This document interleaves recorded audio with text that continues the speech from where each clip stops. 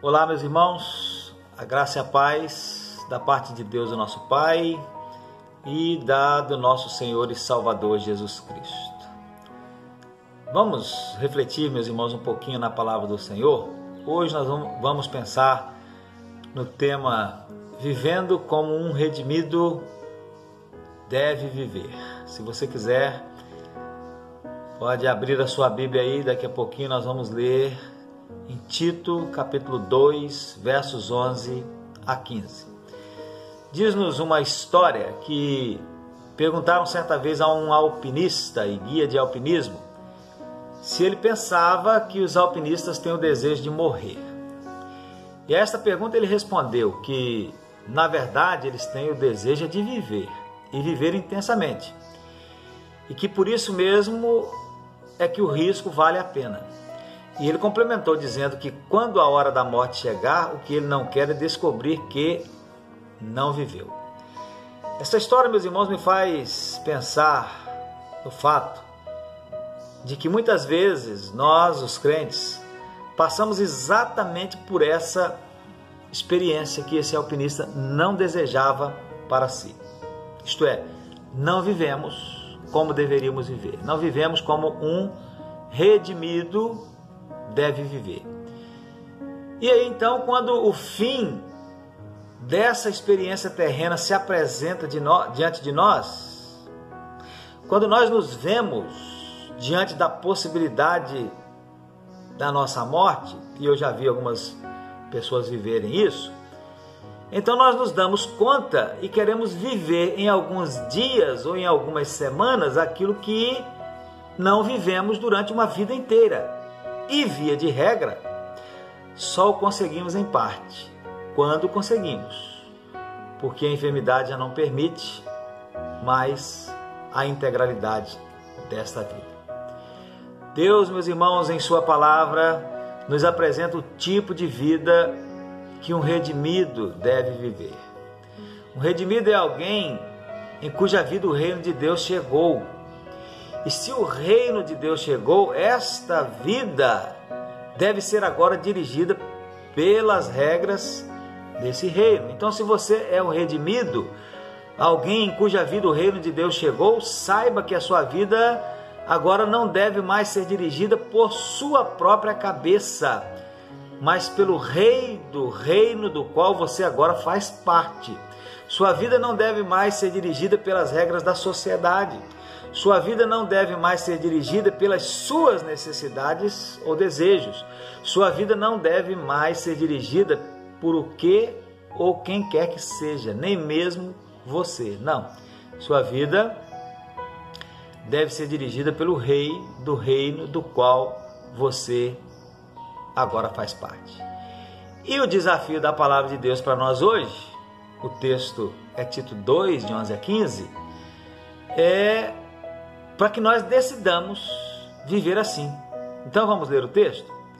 Diz assim: a graça de Deus se há manifestado, trazendo salvação a todos os homens, ensinando-nos que, renunciando à impiedade e às concupiscências mundanas, vivamos neste presente século sóbria, justa e piamente, aguardando a bem-aventurada esperança e o aparecimento da glória do grande Deus e nosso Senhor Jesus Cristo, o qual se deu a si mesmo por nós, para nos remir de toda iniquidade e purificar para si um povo seu especial, zeloso de boas obras. E aí então Paulo diz a Tito: fala disto, exorta e repreende com toda a autoridade.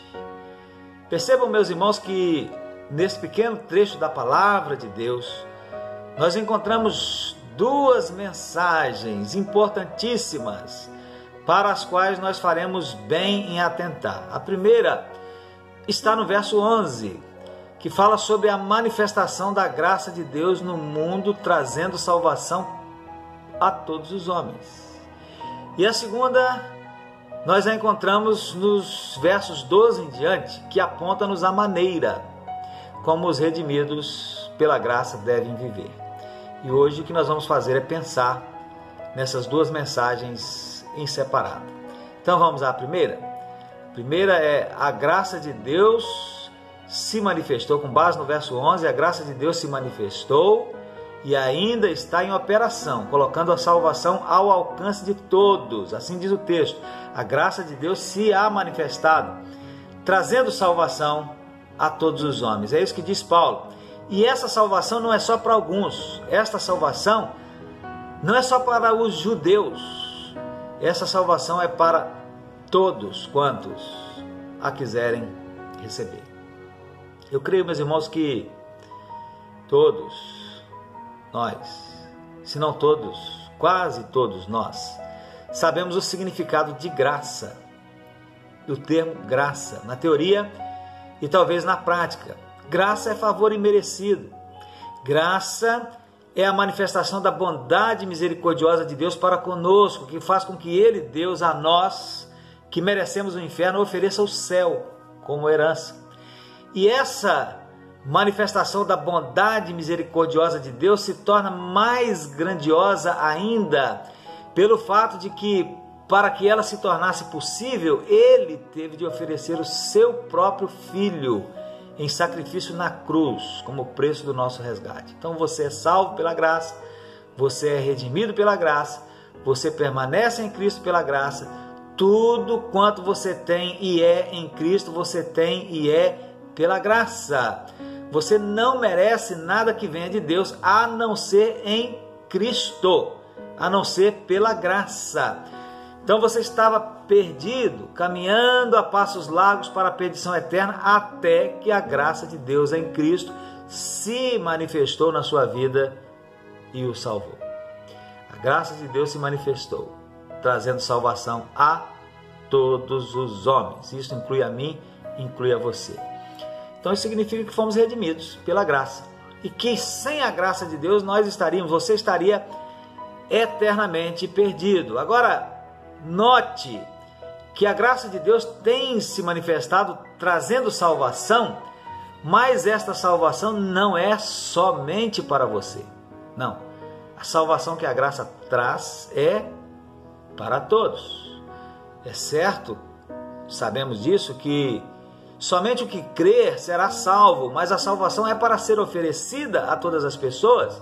E a Bíblia é clara em dizer que o agente de Deus incumbido de fazer isso, de apresentar, de oferecer esta salvação trazida pela graça, é aquele que foi redimido. Então é você, se você já foi redimido. Quantas pessoas perdidas você conhece? Certamente que muitas. E ainda tem aquelas que você não conhece, mas que estão próximas a você, morando na rua onde você mora, no bairro onde você mora, na cidade onde você mora.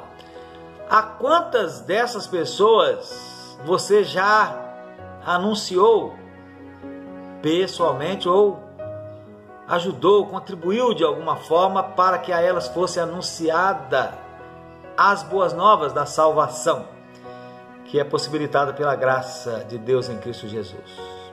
Então essa é a primeira mensagem do texto. A graça de Deus se manifestou e ainda está em operação, colocando a salvação ao alcance de todos, ao seu alcance, ao alcance de seus familiares, seus amigos, seus vizinhos, seus colegas de trabalho, de estudo, e você é responsável por apresentar esta graça, por oferecer esta salvação possibilitada pela graça de Deus em Cristo Jesus. Essa é a primeira mensagem. A segunda mensagem do texto, meus irmãos, diz acerca de como um redimido pela graça deve viver nesse mundo. A maneira como um redimido pela graça deve viver nesse mundo. Que maneira é esta? O texto apresenta algumas maneiras. Primeiro, um redimido deve viver uma vida de renúncia à impiedade e às concupiscências mundanas. A graça, além de se manifestar trazendo salvação, ela também nos ensina a renunciarmos à impiedade e às concupiscências mundanas. O que é impiedade? Normalmente nós entendemos impiedade, meus irmãos, como sendo maldade. E não está errado. Maldade é impiedade. Entretanto, mais do que isso, impiedade é a falta de reverência para com Deus. Todos os pensamentos e todas as ações, ainda que aos olhos da sociedade não errados, mas que são contrários a Deus, são impiedade, estão em foco. A maldade é a falta de reverência para com Deus, mas há muitas coisas que não se constituem atos de maldade, pelo menos socialmente falando, cuja prática, entretanto, se constitui em essa falta de reverência para com Deus.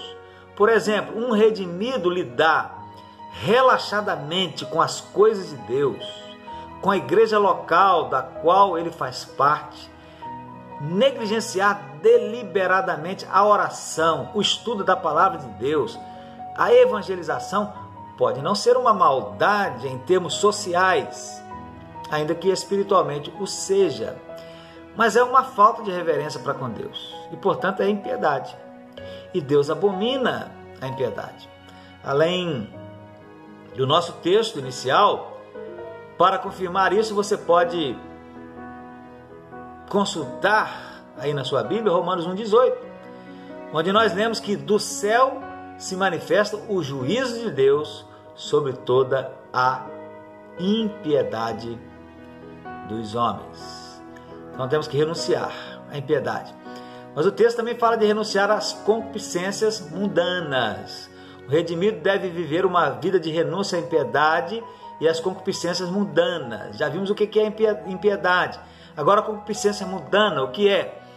Concupiscência mundana, meus irmãos, conforme lemos em o dicionário bíblico Almeida, é o forte e continuado desejo de fazer ou de ter o que Deus não quer que façamos ou tenhamos. E esse forte e continuado desejo é a respeito de coisas deste mundo, porque são concupiscências mundanas. E essas coisas desse mundo nem sempre são más em si mesmas, mas se tornam más quando são contrárias à vontade de Deus para as nossas vidas. Então, o redimido deve viver uma vida de renúncia à impiedade e às concupiscências mundanas. E renunciando à impiedade e concupiscência mundana, o texto diz que ele deve viver sóbria, justa e piamente. Então, o redimido deve viver sóbria, justa e piamente. O que significa viver de maneira sóbria? Significa viver com seriedade, levar a sério a santificação, viver com autocontrole, sem se deixar arrastar pelas paixões humanas, sem se deixar embriagar pelas coisas desse mundo. Isto é viver sobriamente. E viver justamente. Viver justamente é viver de uma maneira que se dê evidências de que realmente recebeu a retidão de Cristo. E viver piamente significa viver reverentemente diante de Deus. Então, em todo lugar onde você estiver, você deve viver respeitosamente, sabendo que está na presença de Deus. Então, assim como o redimido tem que viver, sóbria, justa e piamente. Mas o texto diz mais. O texto diz que um redimido deve viver na expectativa do retorno de Jesus. Diz aí, aguardando a bem-aventurada esperança e o aparecimento da glória do grande Deus e nosso Senhor Jesus Cristo. Note bem aí, meus irmãos, a palavra aguardando. Viver aguardando é como se você estivesse à porta, esperando, ansioso por quem vai chegar para dar as boas-vindas. Aqui em casa, quando a gente diz que vamos receber visitas, o André, pequenininho ainda, fica muito ansioso, né? E de vez em quando ele pergunta: fulano está chegando, a tia Edna está chegando. Isso é viver aguardando, né? Nós devemos viver essa expectativa do retorno do nosso Senhor e Salvador Jesus Cristo. E enfim, um redimido deve viver de uma maneira que fique evidente que ele faz parte de um povo diferente, um povo purificado de seus pecados, um povo especial de Jesus, um povo zeloso em viver segundo as regras do Rei do Reino que agora se faz presente em sua vida. E deve anunciar aos outros que lhes é possível também fazer parte desse povo, que a salvação está disponível pela graça em Jesus. Então, é o que diz aí o texto, né, acerca de Jesus Cristo, que ele se deu a si mesmo por nós para quê? Para nos remir de toda a iniquidade e purificar para si um povo seu especial, zeloso de boas obras. Fala disto, exorta e repreende com toda a autoridade.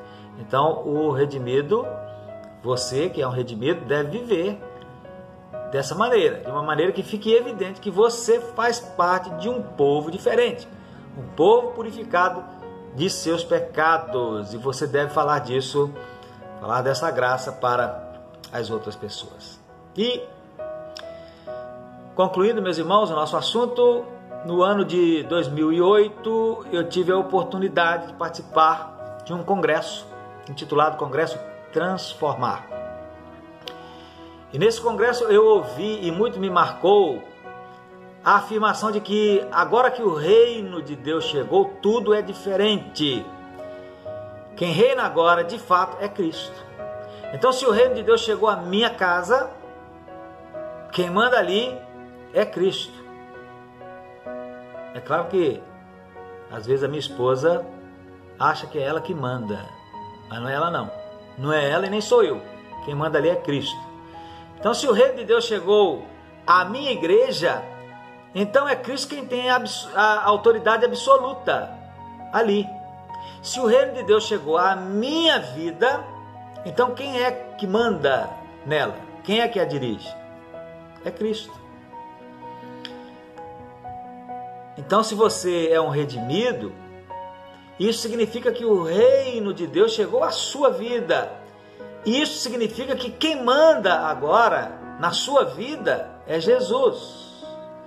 E diante disso, só me resta incentivar-lhe a refletir se você, como redimido, tem vivido segundo as regras do Rei do Reino que agora se faz presente na sua vida.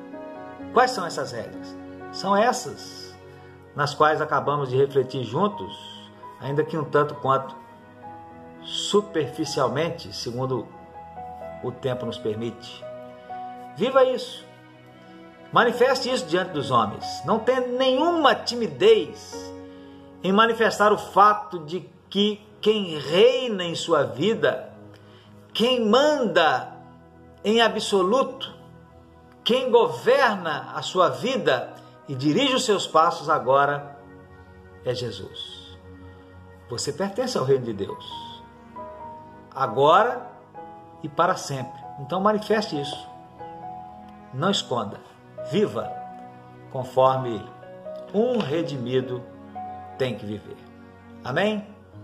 Que o Espírito de Deus possa aplicar, meus irmãos, esta palavra ao nosso coração, tanto ao seu quanto ao meu. Deus o abençoe.